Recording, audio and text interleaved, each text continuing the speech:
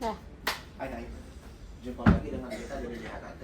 Kali ini kita akan membawakan culture booster dari divisi manajemen risiko DMRS.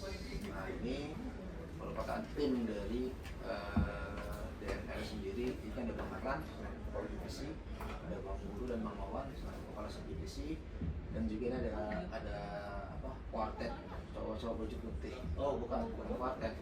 Ada Bang Ridwan, ternyata ada 5. Ada Bang Ambil, Bang Fitra, Bang Rio, Bang Ali, dan Bang Ridwan. Nah, ini kita punya duo maut nih dari DMRS, yaitu Kak Dinda sama Kak Aul. Lanjut. Oke, lanjut. Kita masuk ke Marina dari sini, nanti bakal hubung. Oke, sip. Oke, ya Rial. Oke, kita sudah paham juga. Nah, karena ini divisi DMRS tidak tepat rasanya kalau tidak bicara mengenai manajemen risiko. Nah, di sini manajemen risiko itu sesuai dengan ISO 31000 terkait risk management. Ada a million ways to risk culture. Jadi ada banyak cara untuk menanggapi atau membuat risiko sebagai suatu budaya pengolahan. Oke, lanjut. Do we have a goal?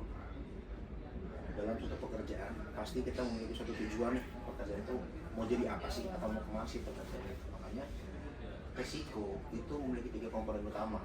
Yang pertama adalah efek, kedua ketidakpastian, ketiga ada sasaran.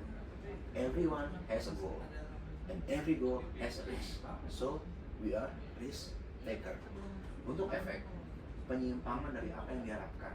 Pasti semua kegiatan atau semua perbuatan kita ada efek negatif dan positifnya. Ketidakpastian, keadaan atau kondisi kurangnya informasi terkait pemahaman atau pengetahuan terhadap suatu peristiwa. Yang terakhir nih, sasaran. Sasaran itu memiliki berbagai macam bentuk dan kategori, baik berupa KPI, RJPP, dan lain sebagainya. How far to achieve risk culture? Okay. In a change effort, culture come less, not first.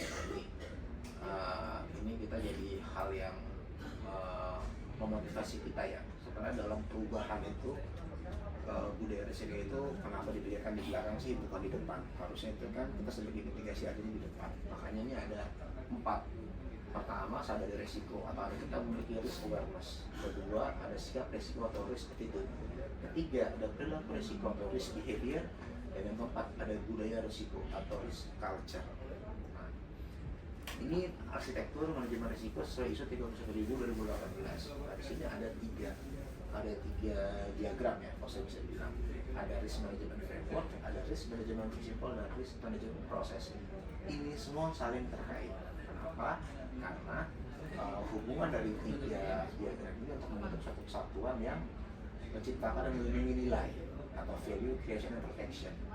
Jadi manajemen risiko itu meningkatkan kinerja, mendorong inovasi, dan mendukung pencapaian sasaran sesuai dengan ISO 31000 2018. Ini mencakup apa nih? Mencakup dari prinsip manajemen risiko sendiri ada 8 prinsip, ada 8 prinsip manajemen risiko.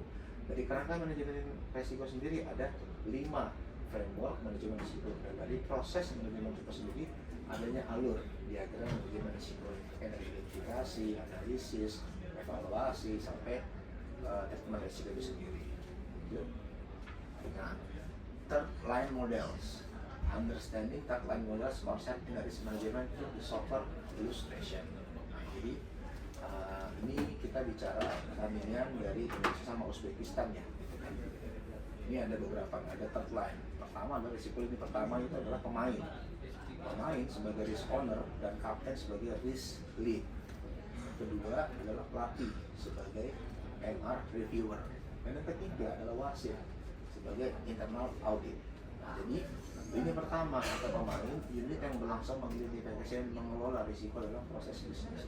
Sementara lini kedua atau MR reviewer adalah unit yang mengukur, memantau, mengembangkan metode dan kebijakan MR. Sementara lini ketiga yang memastikan tata kelola pengendalian karakter secara efektif. Jadi demikian yang bisa sampaikan terkait pengelolaan risiko. Mungkin dari Bang Fadel ada tanggapan terkait pengelolaan risiko ini, Bang Fadel?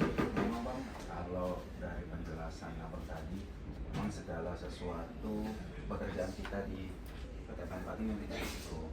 Tapi bagaimana penerapannya dan bagaimana